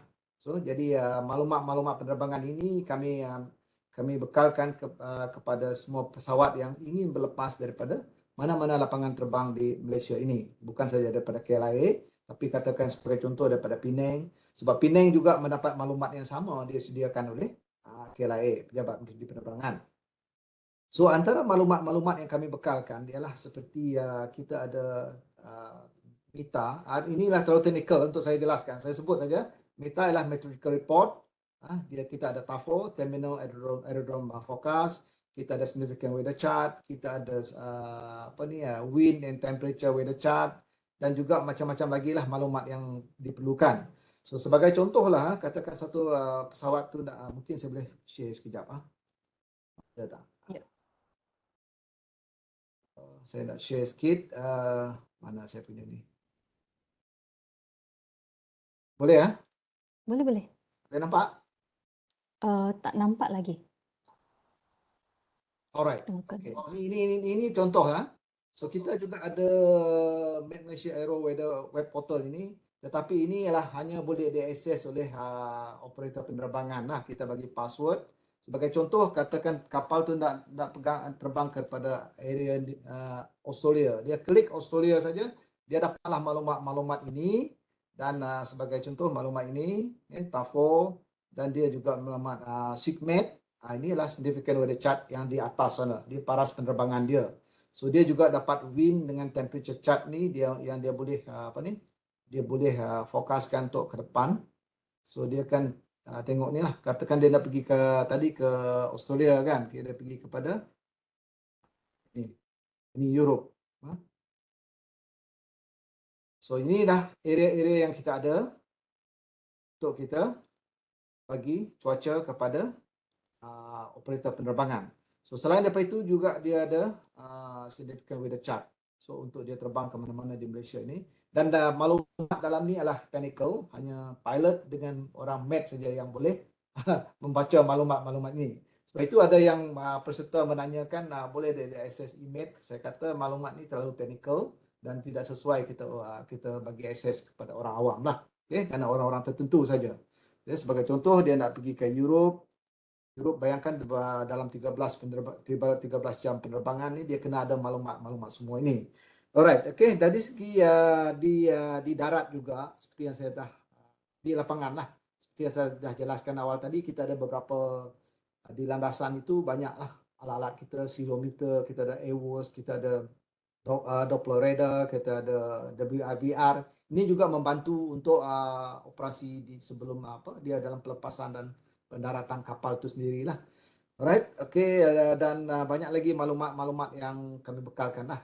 Tetapi berbalik kepada soalan yang tadi, dari segi insurans itu, biasanya kalau kita menaiki sesebuah pesawat, kan, biasanya kita akan diminta untuk membeli insurans itu sendiri. Kerana apa yang saya katakan seperti dalam gempa juga, data kami hanya membantu untuk menentukan sebab punca kemalangan sahaja. Dari segi tuntutan untuk itu terpulang kepada syarikat lah. Kerana biasanya syarikat akan memberi bila you membeli tiket untuk penerbangan, dia adalah termasuk dengan insurans sekali. Dan juga syarikat penerbangan itu pun sendiri kapal dia pun dah diinsurankan. So jadi untuk penerbangan ni sama seperti gempa juga, data-data yang kami ada membekalkan ni lah. Jikalah berlaku kemalangan, data-data ini akan digunakan untuk menentukan punca dia. Kerana ada tak data unsur-unsur cuaca. Kalau tidak, dia akan tengok pada unsur-unsur mekanikal, kecuaian manusia. So dia banyak. So jadi untuk soalan yang Dr. Moderator tanya tadi, itu adalah dari segi pihak yang lain lah. So pihak data untuk ini lebih kepada keselamatan operasi penerbangan. Tetapi kalau ada berlaku kemalangan, so data ini akan digunakan untuk menentukan apa punca kemalangan tersebut. Okay? Saya ingat itu jelas. Saya kembali kepada Dr. Moderator. Ya. Terima kasih sangat Encik Ambon. yang telah sangat bersedia dan tunjukkan web portal yang ini. Dan mungkin saya teruskanlah Encik dengan panel kedua kita. Seringkali seperti yang tadi dipaparkan sebelum forum kami startkan, ada footage news yang katakan keadaan ataupun kes-kes kematian yang dikaitkan dengan faktor cuaca, seperti macam kes kematian yang berlaku di Temerloh pada Julai tahun lepas lah. Seorang lelaki yang ditemui maut disebabkan panahan petir, lightning strike lah. So begitu juga dengan kematian seorang lagi kanak-kanak perempuan di Gua Musang pada tahun lepas juga yang maut dipana petir juga ketika menggunakan telefon bimbitnya. Dan bolehkah Dr. Fairuz jelaskan bagaimana pihak Met Malaysia boleh membantu dalam memberikan kesedaran ini kepada orang awam tentang bahaya panahan petir dan seterusnya membantu untuk penyiasatan dalam membuktikan punca kematian itu adalah disebabkan oleh faktor cuaca ataupun keadaan ini adalah secara mitos sahaja. Okey, terima kasih Dr. Moderator. Saya fikir saya jawab soalan ni secara general lah kot. Kalau kita pergi secara khusus, dia akan ada banyak dia punya orang kata technical term yang keluar. So in general, dari segi biasanya kita bercerita tentang siasatan ataupun insurans sebagainya, ini melibatkan orang kata kes-kes mahkamah dan sebagainya lah. Okay. So secara amnya untuk Met Malaysia, so dia nampak macam ada perbezaan ketara lah dari segi keperluan untuk menghadiri mahkamah untuk kes-kes cuaca ni berbanding antara 10 tahun dulu dengan sekarang lah. Dalam masa 10 tahunnya dia punya perbezaan cukup besar. So basically mungkin ini sebab teknologi sekarang dia dah, yelah, you ada handphone, you boleh rakam, you ada kamera. So maksudnya dia dah ada bukti yang cukup kuat, and then data kita cuma sebagai support je. So kalau macam dulu dia beza, benda-benda tu tak ada. So kita di mahkamah lah yang kena explain, oh keadaannya, contohnya macam kes kilat. So kalau dulu 10-15 tahun lepas, so basically dalam satu bulan tu kadang-kadang 2-3 kali juga kita naik court ni. So basically macam kilat ni ada a few case yang macam diceras, yang apa, kilat kena beranda rumah, and then beranda tu jatuh kena 3 orang mati.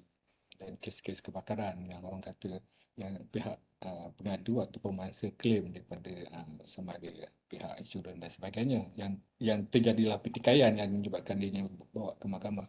So basically dari segi kilatnya itulah, dia ada 2 kes lah dari segi kes-kes kemalangan yang macam saya cerita tadi, beranda jatuh kena orang, dan dari segi kebakaran. Kita juga selalu juga macam kes-kes antara yang sukar dulu tu macam kes-kes yang jenayah ataupun kes kecurian yang jenis pengadu atau mangsa kata nampak orang yang pelaku ataupun penjenayah. So and then waktu tu biasa waktu dulu kes-kes macam tu biasa waktu malam. So ada bulan dan ada awan. Ada awan atau tak ada awan. So kita sekarang kita di dalam mahkamah tu kita celah explain. So sama ada memang betul yang mangsa atau betul memang nampak jelas orang yang melakukan tu. Kalau sekarang mungkin benda tu tak wujud je. Orang mungkin pakai kamera terus ambil gambar. So kalau dulu itulah situasi dia. Kita terpaksa explain sesuatu isu tu. So contohnya macam kita terpaksa explain yang angin sekuat ni pokok tumbang and then kena kereta, and then ada kemalangan, ada kes injured yang memerlukan tuntutan insurans tidak dilepaskan oleh pihak insurans, dan bila masuk ke mahkamah kita cuba explain dengan kekuatan angin ni, contohnya 70 km sejam, and then pokok sebesar ini boleh tumbang. So that's antara benda yang kita cuba explain lah. Contoh juga ada juga jenis-jenis yang kes-kes seperti kes jenayah pun ada few, seperti di Bandar Baruda, kes Rogah Bunuh, dan juga seperti di Talipo Kancing. Yang ni yang saya terlibat lah. So basically itulah soalan-soalan bila dulu kita terpaksa masuk mahkamah tu try to explain keadaan weather atau keadaan cuaca pada waktu tersebut. So sekarang ni kes-kes yang tuntutan insurans ni still berjalan, still berlaku. Cuma ianya taklah sampai orang kata naik ke mahkamah sebab dengan adanya teknologi sekarang dia telah memudahkan proses-proses itu. Tetapi sebaliknya sekarang ni kes-kes yang melibatkan metodologi ni sekarang dia lebih kepada orang kata yang melibatkan analisa, data-data bentuk analisa lah. So sebagai contoh, contohnya bangunan. So you buat bangunan tinggi, you kata bangunan ni boleh extend. Contohnya kekuatan angin 1 dalam 1 tahun return period. So and then you punya design macam tu. And then bila keadaan sebenar berlaku mungkin dalam masa 5 tahun 2-3 kali keadaan angin tu lebih kuat daripada apa yang dinilai ambangkan sebelum tu. So maksudnya mungkin bangunan runtuh ke rumah pun tercabut dan sebagainya. So that's a issue lah. Maksudnya pihak pengadu mangsa boleh claim pada pihak pengaju dan sebagainya. So sekarang punya pattern dia lebih kepada bentuk-bentuk begitulah. So dia lebih kepada data analisa berbanding dengan 10-15 tahun dulu. Dia lebih kepada orang kata jenis kejadian yang berlaku pada waktu tu ataupun keadaan sebenar pada di kawasan setempat. So itu perbezaan yang ketara lah untuk dulu dan sekarang punya proses-proses kata duta insurans dan sebagainya. Saya rasa boleh kot saya jawab soalan doktor tadi. Ya. Okay. Ya, saya rasa soalan-soalan ini memang kena dijawab oleh macam doktor dan Encik yang memang dah banyak tahun berada di Met Malaysia dan banyak pengalaman dekat sana. Dan saya juga nampak yang data dia ini memang answer to our tema hari ini lah. Bukan sekadar data cuaca sahaja. Dia adalah digunakan sebagai maklumat supporting dalam mahkamah. Of course, untuk niat yang baik lah. Bukan bukan kes mahkamah ourselves but for people. Macam bagi bukti untuk membantu dalam penyiasatan itu. Dan so susulan daripada yang pembincangan tadi, saya tadi juga nampak doktor ada bentangkan tentang data perubahan iklim di dalam slide tadi juga. So pencerapan dan pemantauan keadaan perubahan iklim melalui greenhouse gases, gas rumah hijau tu. Dan sebab perubahan iklim ini dia adalah satu isu yang sangat hangat sekarang. Sama ada di peringkat kebangsaan ke antarabangsa. So, bolehkah saya tahu bagaimanakah data yang dicerapkan oleh Met Malaysia ini boleh membantu kefahaman masyarakat tentang kesan perubahan iklim terhadap cuaca di negara lah. So, apakah impak perubahan iklim terhadap cuaca dan perlukah kita in a way bersedia ataupun bersediakan payung kita ataupun mendapatkan insurans yang berkenaan untuk keadaan perubahan iklim ini juga. Okey, terima kasih Dr. Moderator. Mungkin saya rasa saya perlu share saya punya slide kot untuk memudahkan kita punya perbincangan.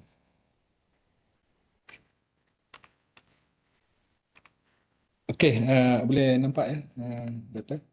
Nampak jelas. Okay, so basically dari segi perubahan iklim ni secara amnya dianya bergantung kepada apa yang seperti yang saya paparkan ni lah.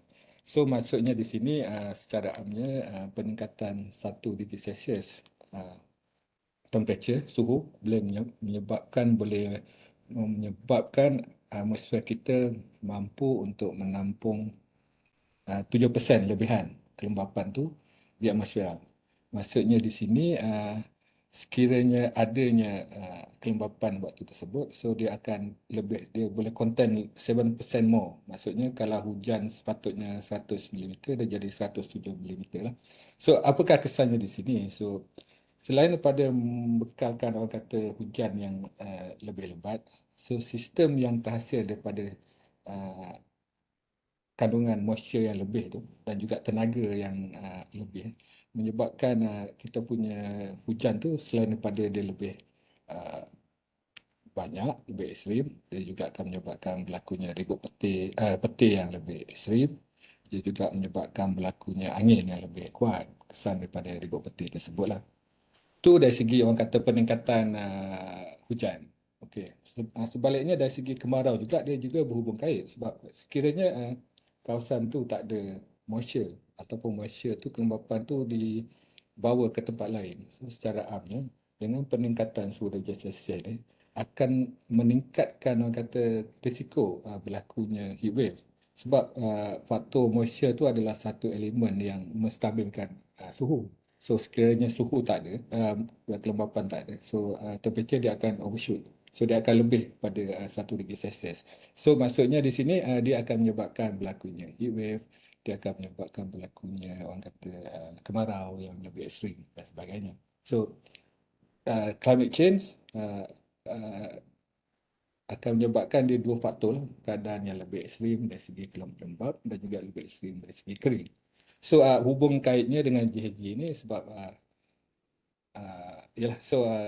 secara analoginya kita boleh cakap lah, so yang antropogen GHG ni bila dia meningkat, so kita juga akan meningkatkan temperature dan juga aktiviti thunderstorm lah. Okey, berbalik kepada kesan yang kita boleh jangka. Adakah peningkatan suhu tersebut akan menyebabkan keadaan yang ekstrim? Secara amnya, banyak apa orang kata literature review yang kata memang untuk typhoon bila suhu meningkat, so typhoon lebih ekstrim dan sebagainya. So begitu juga untuk negara kita, so kita juga telah menerima orang kata pembentukan gangguan tropika seperti yang berlaku pada Disember 2021 dan juga pada di Penang pada 2017.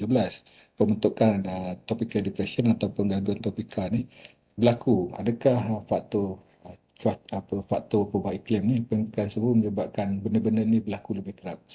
Sememangnya benda ni perlukan study yang lebih detail, tapi ada possibility that's antara faktor menyebabkan kejadian banjir ekstrim seperti itu mungkin akan menjadi lebih kerap. So begitu juga dari segi heat wave, so and then dari segi flash flood seperti waktu intermonsoon April Oktober, so flash flood kesan daripada orang kata peningkatan orang kata ribut putih kita menjadi lebih ekstrim lah.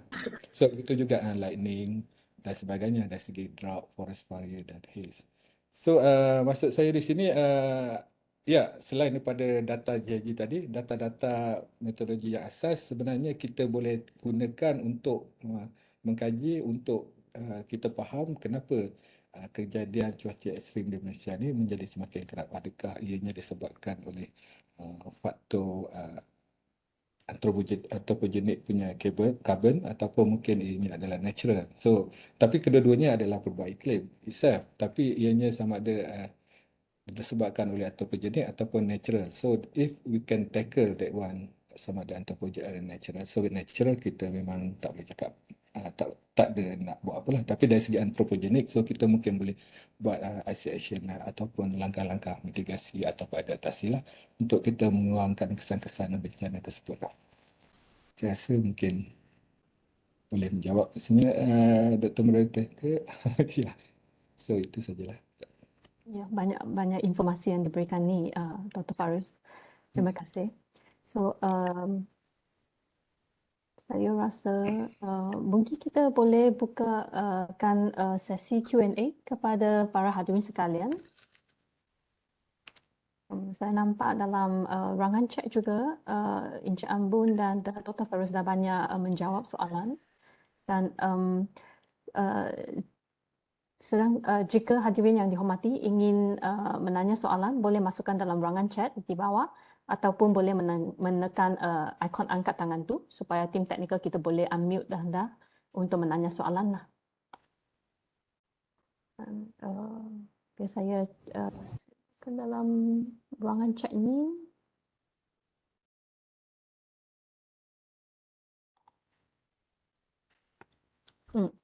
So sebab banyak yang telah dijawab, so saya teruskan yang kepada soalan yang baru masuk ni daripada saudara Nabila Muhammad Yusof, dan dia ingin tanya berkenaan fenomena hailstone, iaitu hujan air batu lah di Malaysia, sebab pada masa sama ada pada masa akan datang kejadian ini akan berlaku dengan lebih kerap.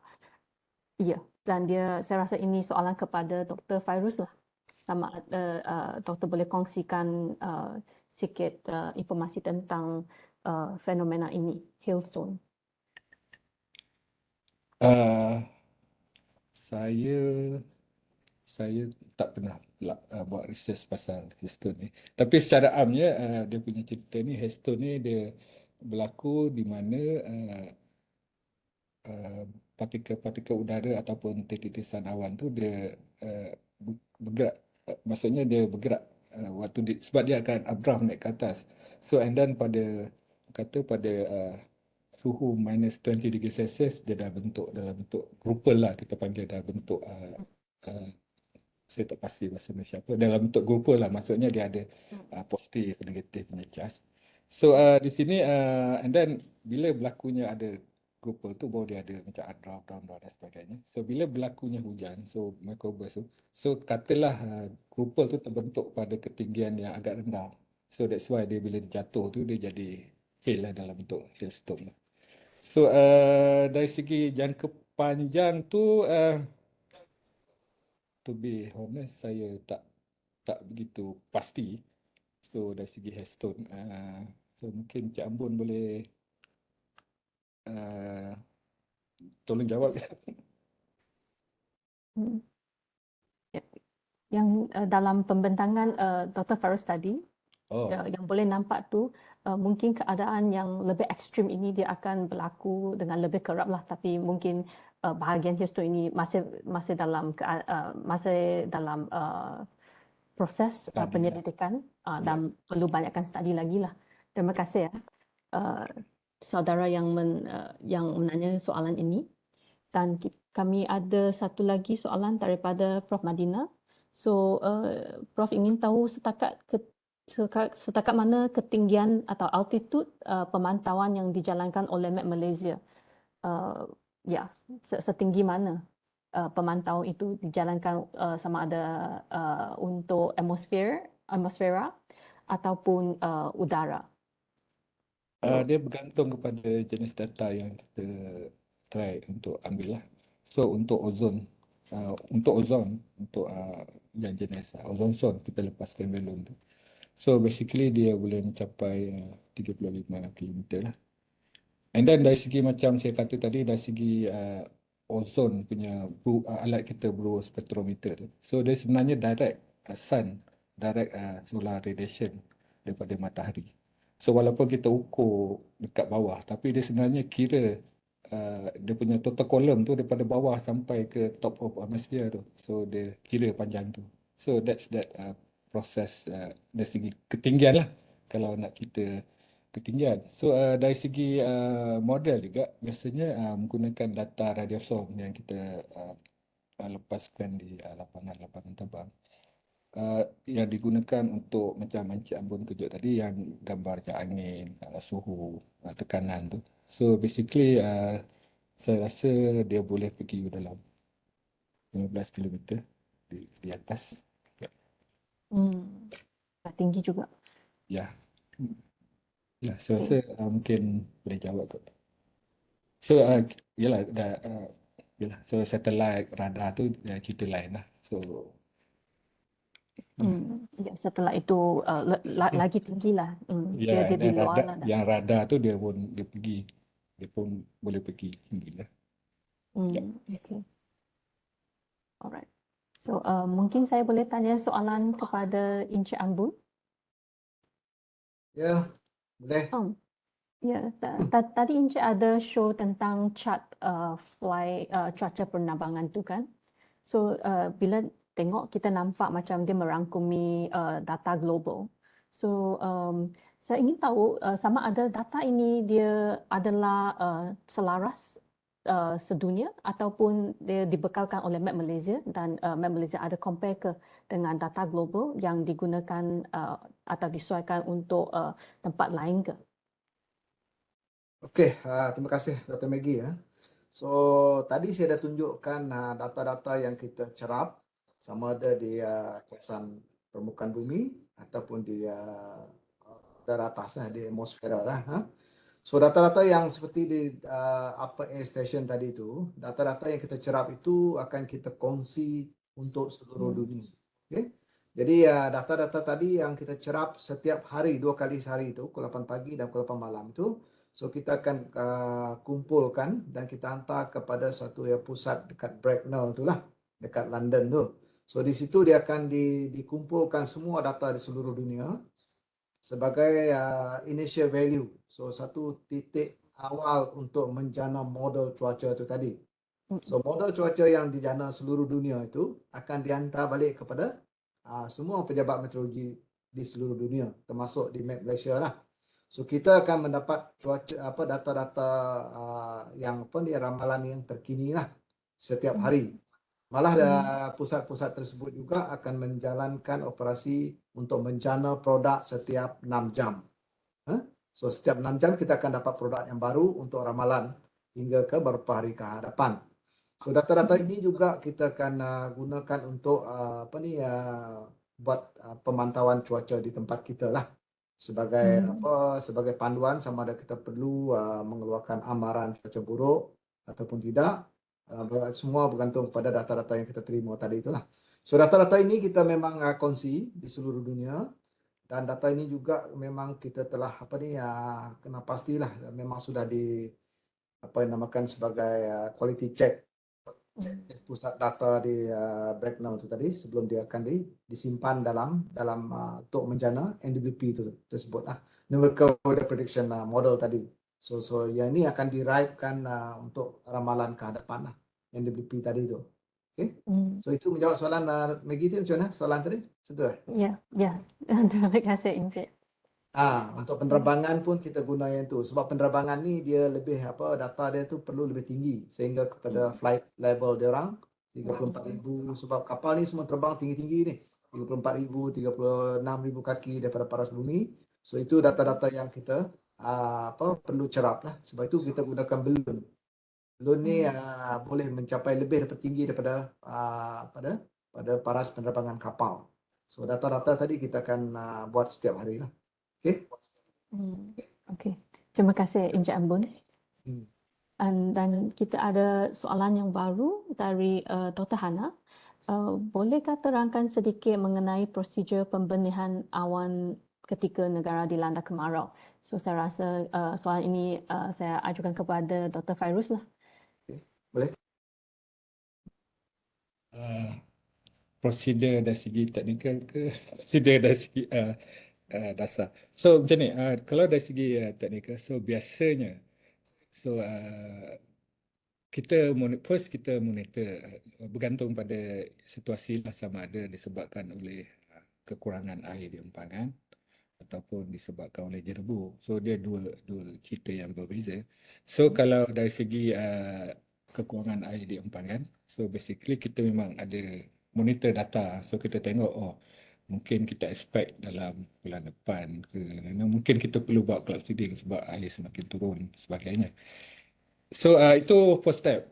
So second step, bila dah dapat pihak operator contoh di empangan, so dia beritahu kata memang kita akan perlukan buat cloud seeding untuk meningkatkan keadaan air di empangan. So biasanya pihak operator akan request kepada kita.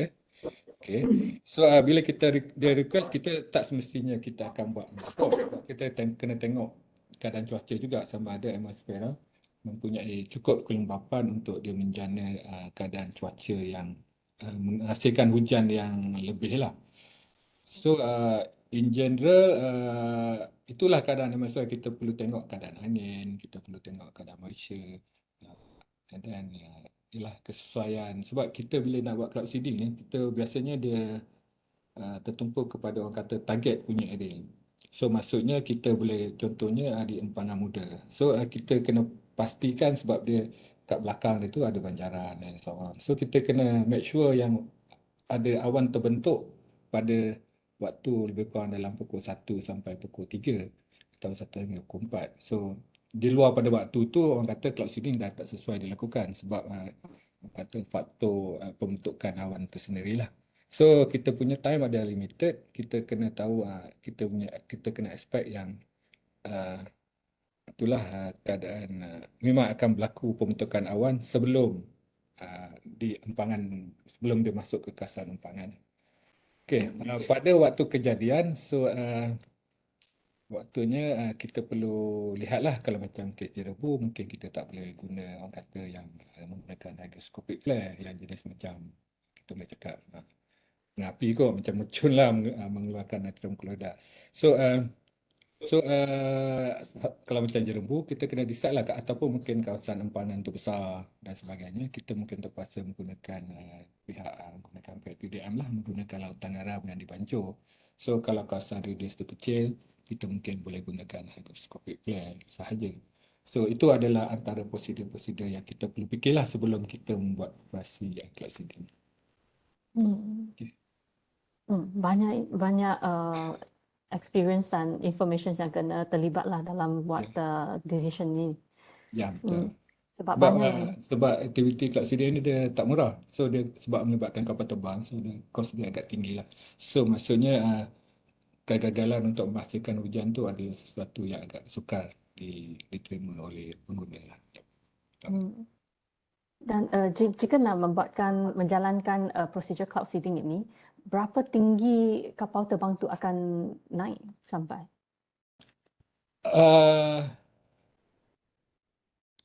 Kalau kapal terbang kecil yang kita biasa pakai hygroscopic flare tu, dia kita terbang dalam 2,000 kaki. So in general, kalau bila awan tu dah bentuk cumulus nimbus, CB, biasanya pilot yang awan kapal terbang kaki ni dia tak berani masuk. So basically kita bermain di sekitar bawah awan dan so basically ketinggian dia dalam 2,000 hingga 3,000 kaki lah. Tapi bila kita menggunakan Charlie C-130 daripada pihak TDM, so biasanya kita masuk dan biasanya kita masuk pada keadaan yang lebih tinggi lah. So biasanya kita masuk dalam level lebih kurang 3,000 kaki hingga dalam 5,000 kaki lah ketinggian dia. So dia bergantung, in general bergantung kepada kapal terbang yang kita gunakan dan macam mana kita sama ada kita nak dia betul-betul sebab kalau kita masuk daripada 3,000 kaki, 5,000 kaki tu waktu tu memang dah updraft dah ada. So memang kita nak dia memang betul-betul strong updraft lah untuk memastikan lebih partikel udara tu dia lebih besar lah. Terima kasih, Doktor. Okey, ada juga soalan daripada saudari Syahira. Adakah data yang dihantar merupakan raw data atau data yang telah diproses? Saya tak berapa faham soalan ini. Data mana yang saudari masukkan ini? Adakah ini data yang dari Met Malaysia kepada orang awam ke?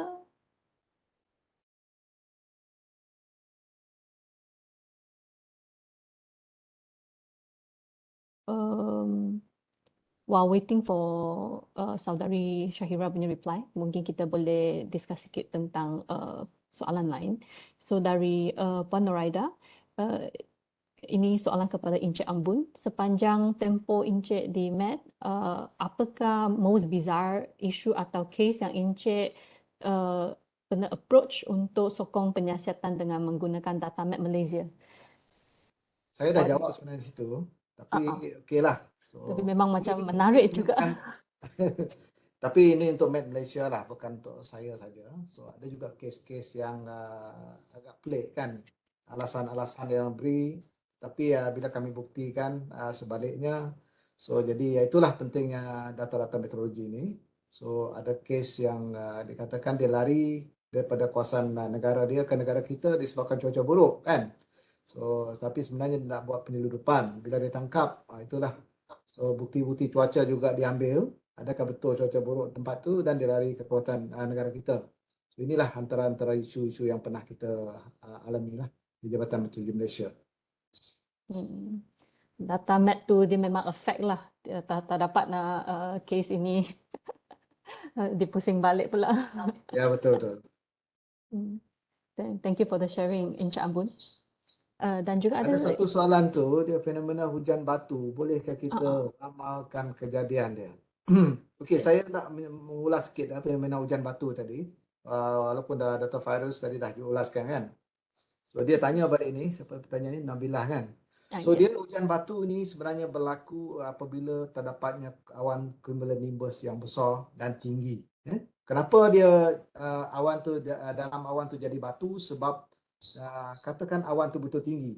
So separuh daripada ketinggian awan tu sudah masuk di bawah freezing level.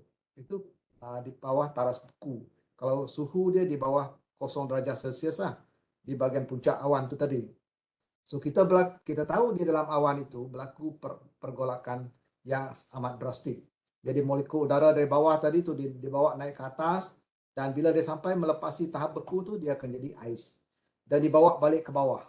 So selagi ais tu belum cukup besar untuk dia melepasi pergolakan di dalam awan itu, so selagi itu dia turun dan naik, turun dan naik. Setiap kali proses dia turun dan naik tu, dia berlanggar dengan ataupun dia mengumpul moisture atau ketulan air. So jadi ais hujan batu tu semakin lama semakin besar. So semakin lama semakin besar dia bergolak di dalam tu, dia naik dan turun, naik dan turun. Apabila ketulan tu dah cukup berat, so dia semasa dalam proses dia turun tu, dia melepasi awan, maka itulah jadi dia hujan batu. Okay? So tadi dalam soalan ini boleh diramalkan. Jadi apa yang kita ramalkan ialah kita ramalkan pembentukan awan besar tadi itu. Di dalam radar kita boleh melihat apabila warna dalam radar tu menjadi hujan itu ketulan kelompok awan tu warna dia sudah warna pink. Pink bermaksud padat. Jadi kemungkinan ada air batu hujan batu di dalam awan tersebut. So maka itulah konsep yang kita gunakan untuk meramalkan hujan batu. Tetapi kita tidak ada mengeluarkan ramalan secara khusus, karena itu berlaku bergantung pada proses perolakan di dalam awan itu sendiri. Kalau dia semakin kencang dan ketulan air tadi boleh lepas daripada dasar awan tu, maka berjadilah hujan batu. Tetapi dari segi pemantauan kita boleh tengok menggunakan radar, dia sudah warna dia menjadi warna pink dalam radar itu, kita sudah menjangkakan mungkin ada kemungkinan untuk hujan batu berlaku. Okay? Itu menjawab soalan yang itulah, fenomena hujan batu dia boleh diramalkan kejadian kan. Ya. Terima kasih. Ya. Dan tadi poin saudari Syahira telah ada balas tentang data yang dia masukkan tu adalah data dari MAC kepada pihak seterusnya untuk prediction analysis. So saya ulang balik pertanyaan tadi. Soalan adalah, adakah data-data yang dihantar merupakan raw data ataupun data yang diproses untuk prediction analysis? So itu memang data terproses sebab data-data ini mesti mengikut format dia lah. Okay, kalau kita melepaskan balon tu, kita hendak dia ketinggian sudah kita standardkan. So ketinggian itu kita tahu data ini mewakili ketinggian mana. Ketinggian. Sebab kita bukan satu ketinggian, berbagai paras ketinggian ke atas tu, so ada banyak data dia. So kita dah proses dan kita guna format yang sepatutnya diterima lah oleh pihak di sana. So itu sepatutnya soalan tu memang kita dah proses lah. Yang sedia untuk difahami. Ya. Ada lagi soalan? Saya jawab. Ada dua lagi. So mungkin kita habiskan dua ni dan kita boleh menyimpulkan. Dan juga daripada saudari Syahira, ini soalan kepada Dr. Fairuz. Bagaimana pula dengan pandangan doktor dalam mengawal atau proses adaptasi yang boleh diambil terhadap anthropogenic emissions yang berlaku dari ia semakin meningkat? Oh, okay. Ini lebih kepada policy kot. Kita boleh jawab secara general lah. Untuk mengawal peningkatan suhu akibat perubahan iklim ni, secara amnya dia ada dua proses. Dua proses lah. Satu, mitigasi. So maksudnya ke sini kita try to stop berlakunya emission dan sebagainya. Yang keduanya adalah adaptasi. So adaptasi ni kita orang kata cuba adapt lah. So kita ambil cerita dari segi sama ada proses tu dia akan kita tengok dari dua segi lah, dari segi pembangunan sosioekonomi manusia dan juga dari segi pembangunan alam sekitar lah. So kita kata kedua-dua punya kepentingan lah. So kalau dalam untuk itu kita panggilnya sebagai adaptasi lah. So in general untuk mengurangkan emission di bawah proses adaptasi ni, secara amnya kita bercerita tentang kita menganjurkan dua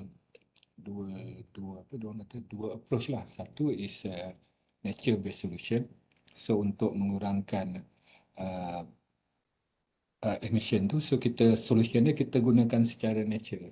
So sebagai contoh dari segi macam apa ni pembebasan karbon akibat daripada aktiviti pembakaran hutan, hutan gambut, tanah gambut dan sebagainya. So dia punya solusinya kita drainkan kawasan tanah gambut lah supaya ianya tak berlakulah kebakaran hutan dan seterusnya menyebabkan terjadinya pelepasan karbon. So that's a nature-based solution punya approach.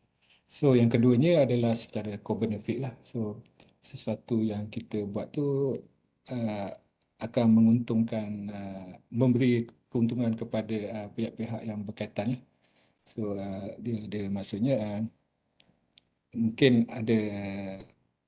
dari segi pengurusan hutan ke whatever. So dia mungkin untuk mengurangkan pelepasan tu, mungkin yang deforestation tu mungkin ada insentif untuk cover balik apa yang sepatutnya dibuat untuk meningkatkan ekonomi tu. So kita cover balik dengan dari segi insentif dan sebagainya lah. So maksudnya sini co-benefit dia ada membantu dari segi kedua-dua pihak. So itu secara amnya untuk buat adaptasi lah. Saya boleh jawab kot. Boleh jelas kot. Ya, terima kasih Doktor. Dan last question ini adalah daripada saudari Nisa. Adakah terdapat perbezaan kepentingan Jabatan MET dalam sejarah penubuhan awal jabatan ini? Saya rasa ini mungkin boleh ajukan kepada Encik Ambon kot. Okey, boleh saya jawab ni. Okey, jadi merujuk pada soalan ini, kepentingan mana soalan itu? Kepentingan Jabatan MET dalam sejarah penubuhan awal jabatan ini. Saya tidak betul memahami apa yang nak ditanya, tapi saya cuba menjawab dari segi fungsi dan peranan. So, Jabatan MET ini memang sejak awal ditubuhkan. Dulu kita beribu pejabat di Singapura sebab kita masih bergabung kan dengan Singapura. Jadi memang dari sejarah penubuhan mula-mula kita letakkan di bawah Jabatan Ministry of Transport. Kerana pada awal penubuhan kita ialah hanya untuk menyediakan data-data cuaca untuk penerbangan. So itulah di awal penubuhan kita. So lepas itu pada tahun 18 lebih, saya ingat 1880 lebih. So kita juga telah membuat pencerapan. Lepas tu kita buat pencerapan dekat hospital, klinik lah, di beberapa klinik di Semenanjung. Dan selepas kita berpisah dengan Singapura, kita pindahkan daripada Singapura, baru kita membuat pejabat kita di Sungai Besi. Kita ada pejabat Sungai Besi mula. Lepas tu kita pindah ke sini lah, ibu pejabat kita di Petaling Jaya pada tahun 1968 kalau tak silap saya. Jadi dari segi kepentingan jabatan ini saya rasa tidak ada sebab kita memang diberi peranan yang khusus lah. Sentiasa dikemaskini apakah fungsi kita dan akhir sekali ialah fungsi kita lah untuk membekalkan perkhidmatan meteorologi, iklim dan geofizik. So ini memang jelas. Bagi saya tidak ada kepentingan, memang data-data yang kita buat cerap pun memang untuk negara. Sebab itu data ni penting untuk kemajuan negara, kemampanan negara kita. Sebagai contoh data seismologi. Kalau kita nak membina sesuatu, membangunkan sesuatu kawasan di negara kita ni, kita kena tahu data-data seismologi selain pada data-data cuaca. Kerana kita akan tahu berapakah kekuatan gempa bumi yang pernah berlaku di sesuatu tempat. So jadi dengan adanya pengetahuan kepada data-data ini, kita boleh bersedialah dalam membina infrastruktur bangunan di tempat tersebut berpandukan kepada building code. Sebab kita juga harus membuat building code ataupun kod bangunan di sesuatu kawasan, sama ada dari segi ketahanan gempa, ketahanan dari segi angin, wind load dia. Sebab itu juga data-data meteorologi yang ada ni. Sebab kita yang satu-satunya agensi yang ada data-data yang berkenaan. So kalau nak membina suatu struktur itu, kita kena lihat apakah kekuatan gempa yang pernah berlaku. Kalau bukan di situ, berapakah pernah yang dirasai gegaran di situ daripada gempa yang di sekitarnya. So itulah kepentingan data yang kita ada. So dari segi menjawab soalan ini, saya ingat soalan tiada kepentingan lah. Dari segi perbezaan kepentingan jabatan dalam sejarah penubuhan awal. Saya ingat kita memang dikhususkan untuk meteorologi dari awal dan kita ditambahkan dengan geofisik, iaitu melibatkan gempa bumi kemudiannya. Dan ini merupakan satu-satunya peranan Jabatan Meteorologi lah yang tidak ada di agensi-agensi lain. Saya ingat itu jawapan dia. Ya, terima kasih Encik Ambun. Ya. Dan untuk sebab sekarang sudah 11.38, so mungkin saya tutup sesi Q&A dan kita bolehkan saya mendapatkan sikit pendapat daripada ahli-ahli panel untuk menyimpulkan apa yang kita telah bincangkan, meringkaskan lagi. Apakah kepentingannya dan tujuan data-data meteorologi ini kepada negara, especially terutamanya di masa depan? Saya dulu. Ya, Encik Ambun dulu. Terima kasih. Saya seperti yang saya dah beritahu tadi, data-data ni begitu penting. There is no science without data. So kalau nak mengkaji sesuatu, data adalah dia punya enjin lah. Dia punya yang kita perlu tahu dahulu supaya kita tahu keadaan sesuatu tempat. Sebagai contoh, dari segi data cuaca, kita tahu iklim. Apakah iklim sesuatu tempat itu? Sama ada suhunya meningkat ke, hujannya meningkat ke, ataupun angin dia semakin meningkat ke. So itu data kepentingan data untuk kemajuan negara. Dan begitu juga data-data dari segi data-data gempa bumi. So kita kena tahu untuk kita membangunkan sesuatu kawasan, kita kena tahu semua data-data ini. Dan bagi saya data-data ini adalah satu aset negara. Dan data-data ini juga harus kita perkemaskan. Dan kalau boleh harus kita perbanyakkan dia punya pencerapan agar lebih menyeluruh untuk kita membekalkan maklumat data ini kepada pihak polisi lah, policy maker atau pengubah undang-undang, pengubah dasar undang-undang semua itu supaya mereka tahu untuk membangunkan suatu tempat perlukan data-data ini. So itu saja dari saya. Lagi. Okey, untuk saya dari segi data ni saya rasa untuk masa akan datang, keperluan data-data meteorologi ni ataupun data-data cuaca ni sebenarnya dia lebih menjurus kepada analisa, bukan lagi kepada orang kata keadaan sebenar cuaca pada waktu kejadian dan sebagainya. So ianya lebih kepada orang kata data-data berbentuk analisa. So maksudnya dalam masa 100 tahun probability contohnya untuk berlaku tsunami berapa and so on. So benda-benda tu yang perlu di tackle lah, and then mungkin dari segi kejadian bangunan runtuh ke whatever ke dari segi banjir kilat dan so on. So dia perlu ada orang kata analisa, data-data berbentuk analisa, dan pihak insurans ataupun pihak yang berkepentingan untuk menjamin orang kata ekonomi perjalanan ekonomi negara itu. So dia perlu ada macam probability punya kita lah, kebangkalian. So untuk berlakunya banjir di kawasan ini mungkin berapa dia punya kebangkalan dia, dan dia adalah dia punya step-step macam mana pihak insurans ataupun pihak yang penjamin ni boleh tackle lah. So sebenarnya dulu lagi pun memang dah ada. Saya pernah dulu dalam 15 tahun lepas ada 1-2 kes yang kes-kes saman melibatkan La Nina. So waktu 15 tahun dulu dah ada kes saman yang melibatkan La Nina sebenarnya. So dan that soalan yang berbentuk begitu. So La Nina punya efek, so macam mana. So I think that's kita punya future lah, penggunaan data meteorologi di dalam aspek cuaca. Di dalam aspek insurans dan sebagainya lah. Okay, that's all. Terima kasih. Ya, terima kasih sangat tentang perkongsian Encik Ambun dan Dr. Feiruz. Dan yang saya dapat capture lah, forum hari ini memang mendapat banyak penerimaan yang baik lah daripada hadirin sekalian. Dan rekod yang tertinggi saya peserta yang saya dapat capture lah tadi adalah 306 peserta pada masa yang sama. It's a value yang sangat tinggi ni. Dan sekali lagi, setinggi-tingginya terima kasih saya ingin ucapkan kepada semua ahli panel yang sudi hadir untuk membincangkan kegunaan data cuaca yang begitu penting dalam kehidupan kami sekarang serta masa depan. Dan juga para hadirin yang bersama-sama kami sampai sekarang.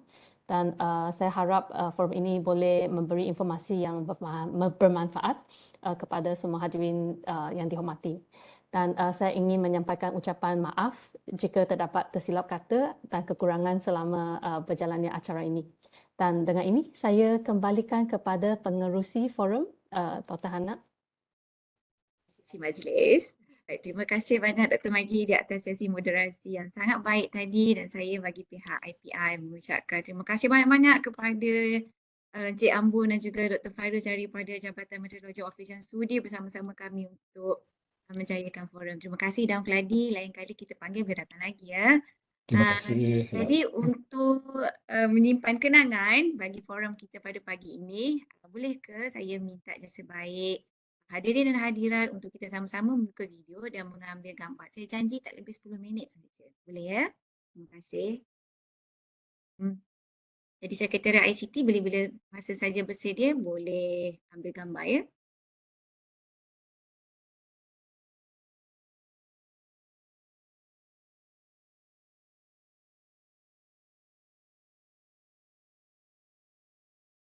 Okay, ready? Sekejap.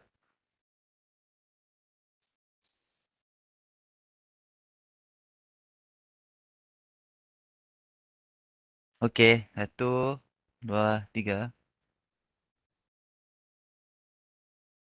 Sekejap. 1, 2, 3. Okey, saya kira Cik Azlan sudah dapat tangkap semua ya. Okay. Terima kasih. Okey, baiklah. Terima kasih ke semua di atas kehadiran pada pagi ini. Jadi jagalah diri, selamat menyambut hari Minggu dan take care. Assalamualaikum warahmatullahi wabarakatuh. Terima kasih, Terima kasih. Cik Ambon dan juga Dr. Fairuz Terima kasih atas Zaini perkongsian. dengan tim-tim daripada UCAM. Terima kasih. Terima kasih semua juga kepada peserta. InsyaAllah from